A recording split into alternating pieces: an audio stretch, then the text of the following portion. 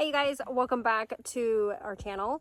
Today I am going to be out here kind of propagating some of the cuttings that I took off of the blackberries and my apple trees.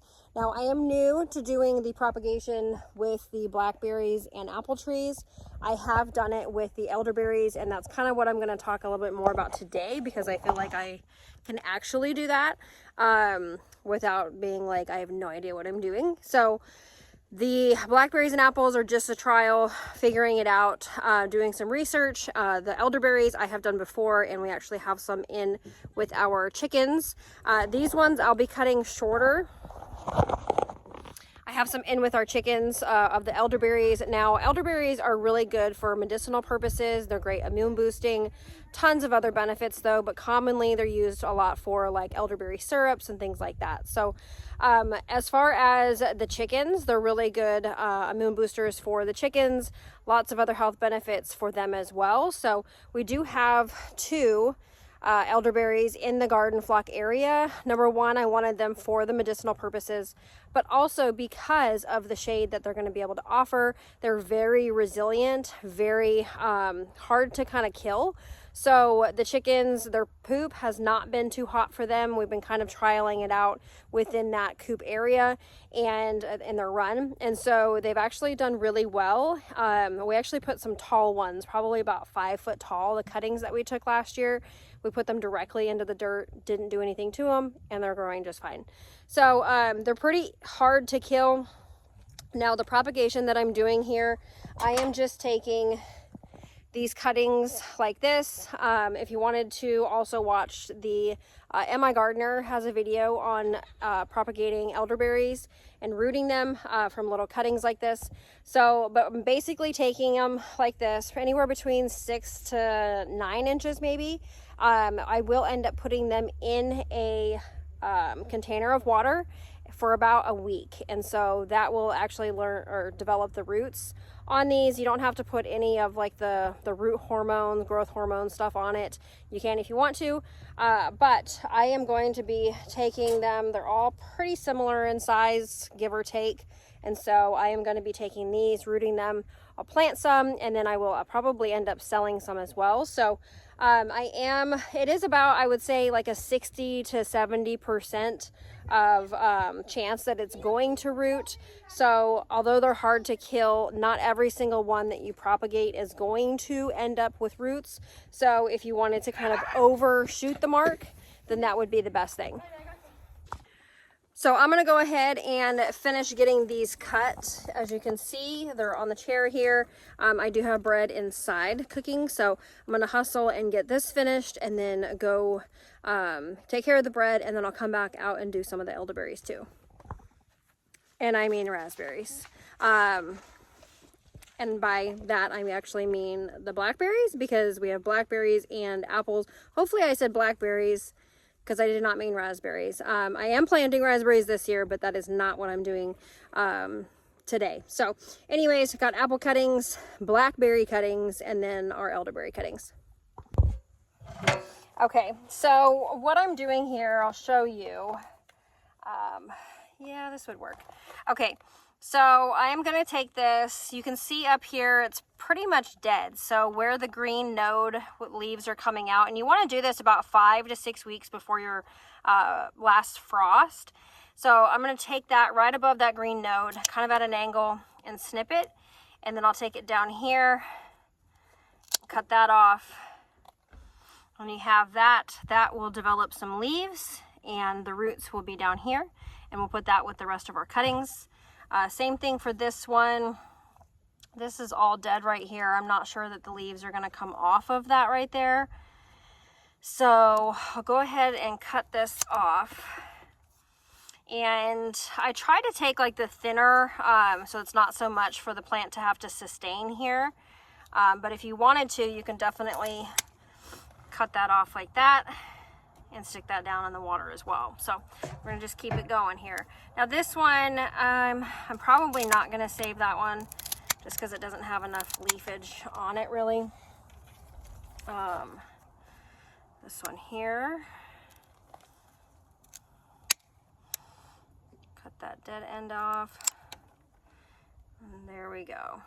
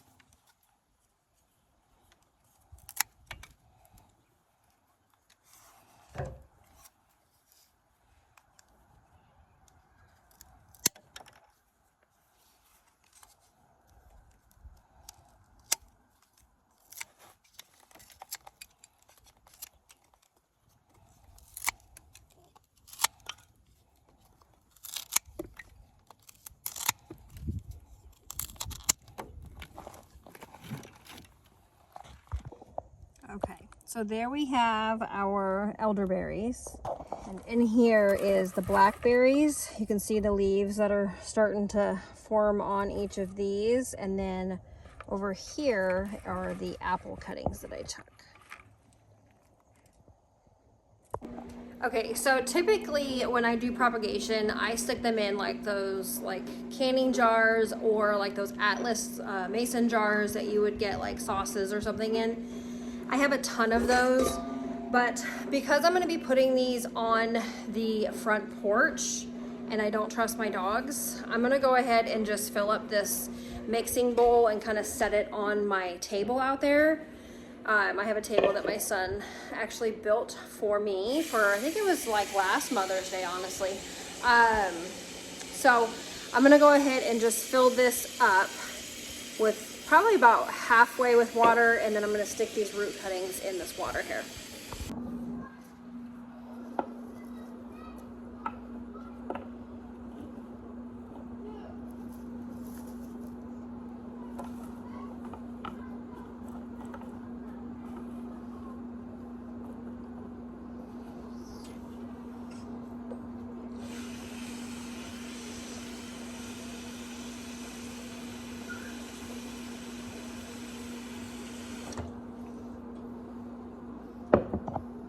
Okay, so I did go a little bit more than halfway because I wanted to make sure that the lower, I would say at least the lower quarter to a lower half of these are in the water. And then I'm just gonna make sure that the leaves aren't down in the water. Just kind of take these and go around the bowl here.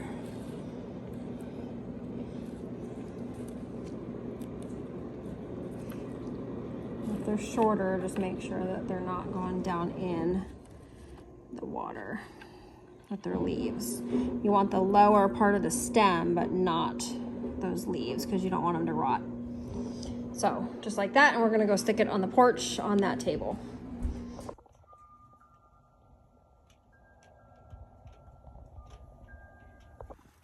Okay, so those are on the porch. Now, I did get my bread out of the oven and got another loaf in. So while that goes ahead, what is this? Oh, that's my persimmon. I also have a persimmon tree down here that we actually had 3 growing really close together. And if you're not local to like our area, we have a ton of native persimmon trees that just grow natively out there. And so we had some when we purchased this land, because it was raw land. We get a lot of like native species that pop up. So there was 3 really close together in my garden area, and obviously they're not going to all grow very well leaving them together. They're kind of going to like compete for space and nutrients and stuff. So anyways, so we left the one that was the biggest and we took the other 2 out. So this I have for the apple cuttings. So I'm going to go ahead. I watched a couple videos, so I'm just going to do it. I wouldn't take this as like I'm going to do what Lorena does. Like I would just take this with a grain of salt because I have no idea if this is even going to work, but we're going to go ahead and try it. I'm all for like learning new skills and trades and things like that. So I am going to be cutting these and stick them in here. I did read that, you want to make sure that it's like over halfway with water, make sure that there's enough space so that when they do root and you pull them out, that they're not going to be like cutting the roots off because they're going to try to squeeze through like a small space. So this should work because I don't have very many.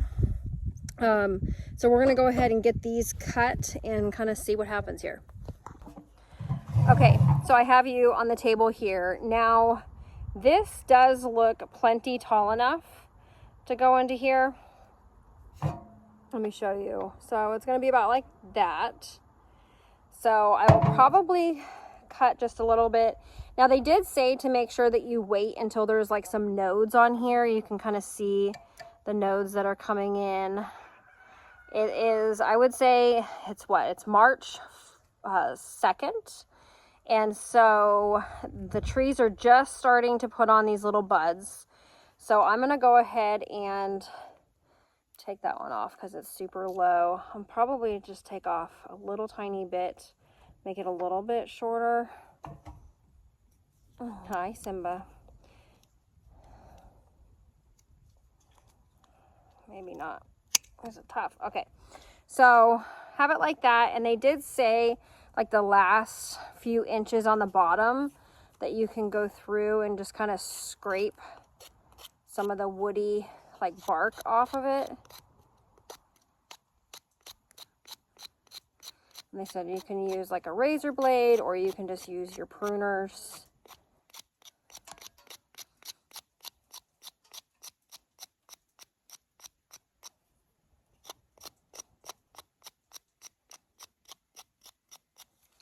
Okay, so I have it like that. That should be pretty good. So we have that. We're just going to stick it down there in the water and move on to the next one here. So we have this. Try to make it a little bit uniform here. Okay, there's no buds to take off at the bottom. And then we're just going to scrape this.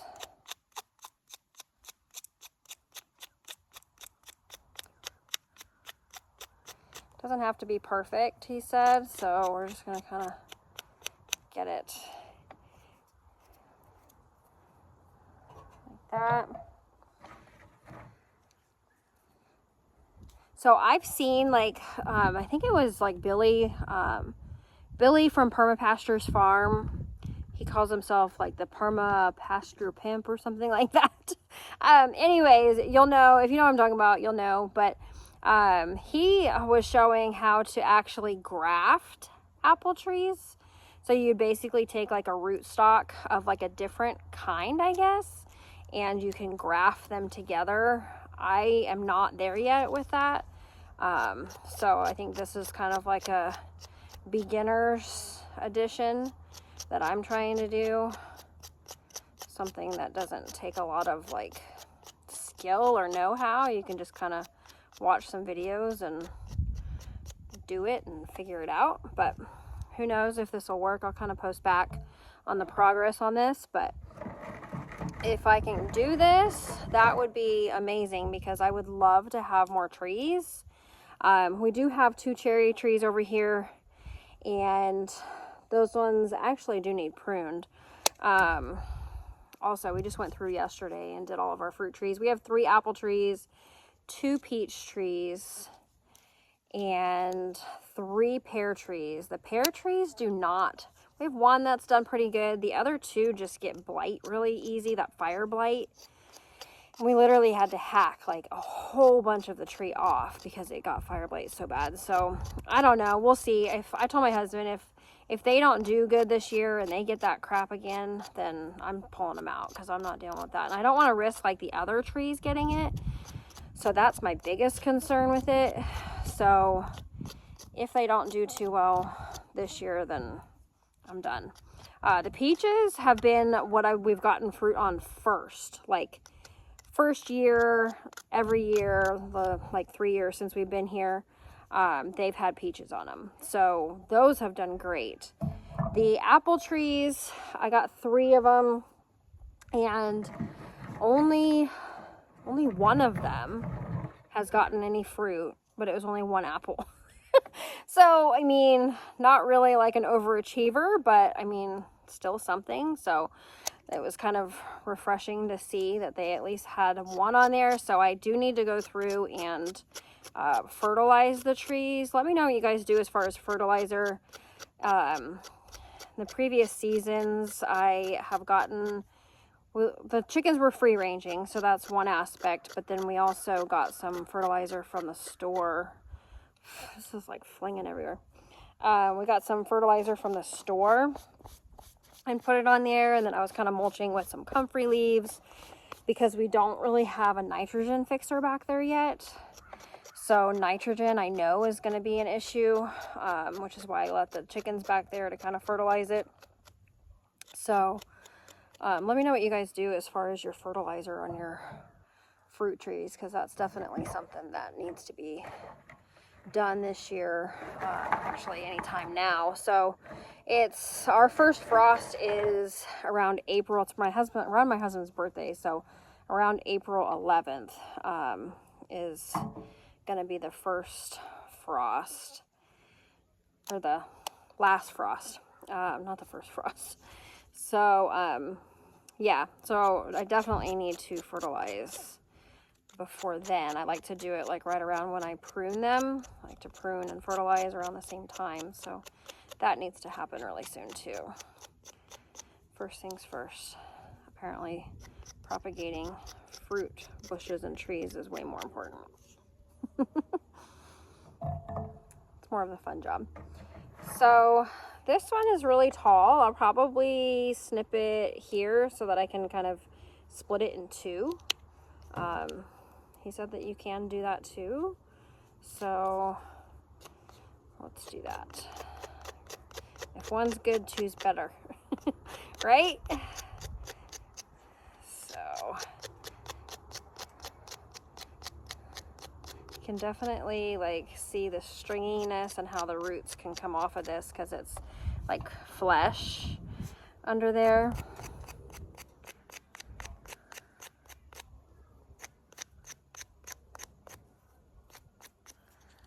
That, so you can kind of see them all in that jar there.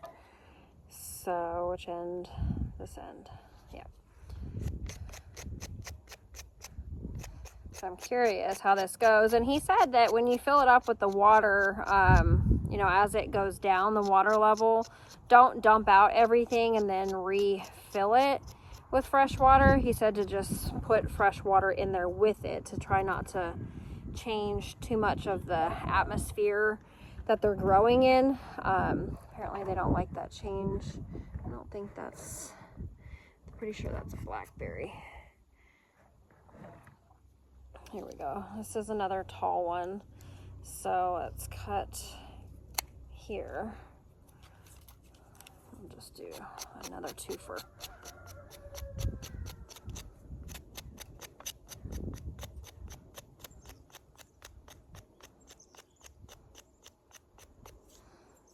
Okay.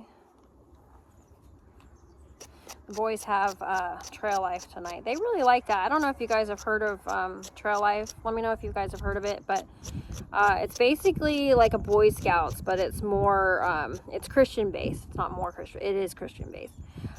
So faith based, where a bunch of the guys get together and like boys, all different ages. They kind of section them off into groups, but and then they also have what's called like American Heritage Girls. So it's like Girl Scouts, but Christian based, faith based.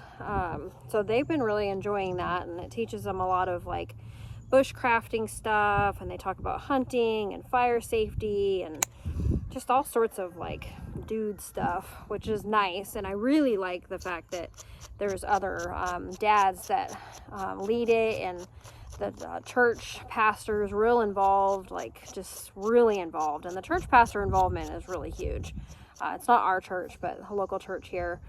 Some of our friends actually go to the church, but just really nice being able to have other dads like pour into your kids. And my husband is there every other Monday, so he's able to help out and be a leader in there as well, which I love. But yeah, so they've been really enjoying it.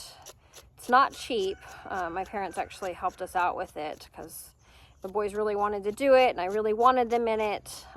Since we don't really have a lot of like bandwidth for a whole lot of everything else. So that's one of the things that when we decided to kind of simplify and live this lifestyle, we didn't want to be stretched in a million other directions. I don't like that. We did it for a bit, and I didn't like how it felt. I didn't like the lack of family time that we were getting, and I'm just not of the like getting pulled in a million like different things. And yes, the boys like to do sports. We do Friday night sports.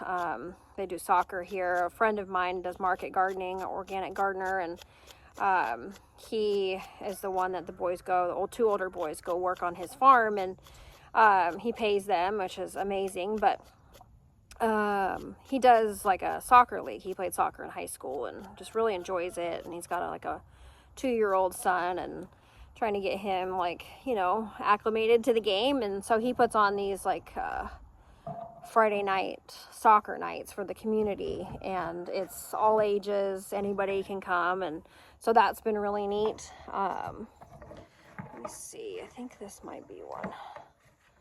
Can't tell. You know, if I can't tell if it's an apple or not, then I don't think I want to. Pretty sure this is apple, but just in case, I'm not going to mess with it. I'll just cut this up and turn it into mulch, because I really can't tell if it's apple or if it's blackberry. Yeah, I can't tell.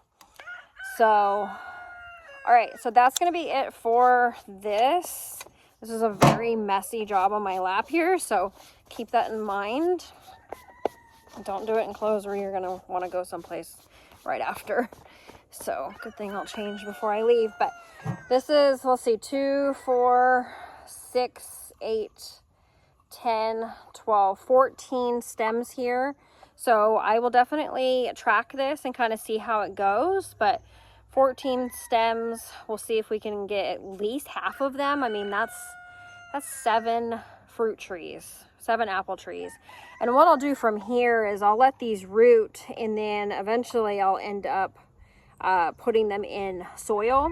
So I'll get like a pot of soil, and then I'll just probably put them all in there, put a few in each one, and then just leave them in the garden here. When I come out, I'll water them and get them to where they're probably about 3 feet tall is what I would prefer, at least, before I go ahead and plant them. So this is probably a long game, but if you're going to be someplace for a long time, then this is definitely worth it, because then you don't have to spend the hundreds of dollars. I can't even imagine. So at least $40 for each one. So what's 14 times 40? Leave it down in the comments because my brain like is not computing that right now. So anyways, homeschool already like just takes it all out. So yeah, 14 times 40, that's a lot of money. So I will say that. So anyways, we're going to go ahead and probably put this, I'll probably end up putting it in the greenhouse, but I don't want it to get too moist. So I'll leave it in the house for a bit, and then once I pot it up, then I'll put it in that greenhouse in the garage. So that one's done, and then we're going to go ahead and get the blackberries done here too. Okay, so I counted these up, and I'm going to leave them just like this. This is 63 blackberries. So this would be amazing if these actually root. And then I did find, I'm pretty sure that I saved a stem or two of the blueberries. You can see here, there's like those pink little buds on them. I definitely know that this is a blueberry. And then there might be 1 or 2 here also that I put in with the apples. So mental note for myself, for my future self, that there's possibly 3 blueberries, but definitely 1 mixed in here with these apple cuttings. So I'm going to go ahead and take these in, and that's going to be it. I did go ahead and save some of these thicker stalks in my garden bag here. And I do that because these are really good for digging down when you're planting. So you can kind of poke a hole and kind of swirl it around to make the hole bigger, and then kind of get your plant starts down in there. So I like to save these, especially for the boys. I don't care if they lose these. I don't like giving them my tools because I never know when I'll see it again. So I do like to kind of save things like this, these sticks or dowels, to plant. So they go through and then they'll just poke a hole and put the plant down in there. So I do like to save those with my garden bag. Typically I like to use, since it's here, I'll show you, I like to use this in those 72 count cells or the 96 count cells that are really small, because then it just pokes down into that space, and then you can kind of poke it down in there and kind of tilt it up and then pull that plant start out. So this has been a really good tool for that. If you're having a hard time getting the plants out of those little cells, that's a really good tool. So I'm going to go ahead and bring these inside.